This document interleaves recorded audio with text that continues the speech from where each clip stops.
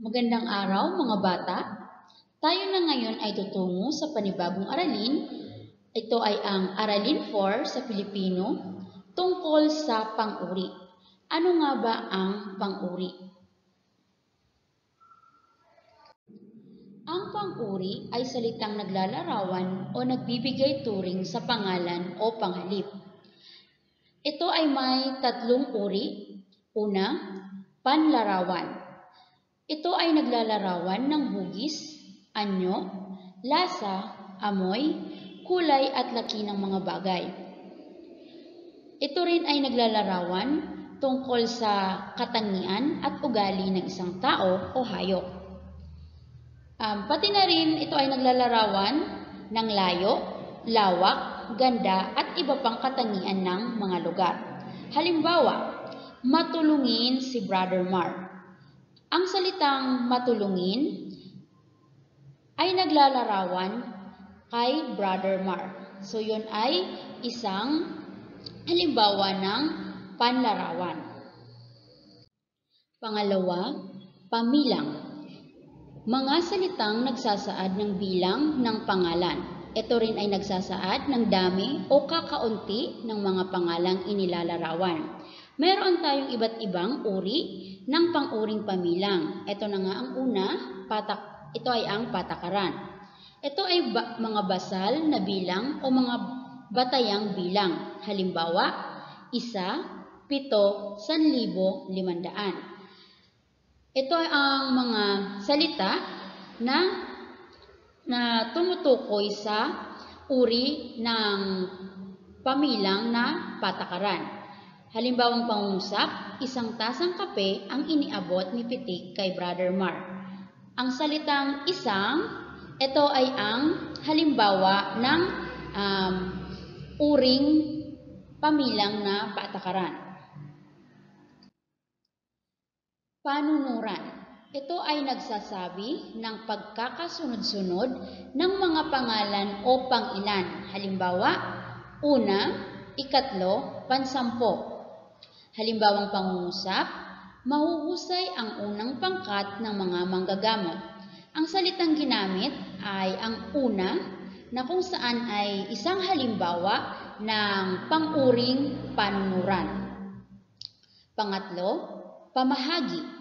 Ito ay nagsasaad ng bahagi o parte ng isang kabuuan. Halimbawa nito ay ang kalahati, sangkapat, tigalawa. Pag sinabi natin kalahati, ito ay 1/2. Pag sangkapat, 1/4. Pag tigalawa, ito ay tagdadalawa. Halimbawang pangungusap, 2 kahon ng gamot ang natanggap ng mga may sakit. Ang salitang tigalawang, yun ay isang halimbawa ng pang-uring pamahagi. Sunod, palansa. Ito ay nagsasaad ng pangkatan, minsanan o maramihan ng pangalan. Halimbawa, 4, 7, or 7. Halimbawang pangungusap, isahan ang pagdating ng mga nakikiramay. Ang salitang isahan ang ginamit na halimbawa sa pang-uring palansa.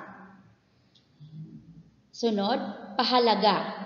Ito ay nagsasaad ng halaga ng bagay na binibili, binili o bibilhin. Halimbawa, 100 piso, 20 piso, 5 milyong piso.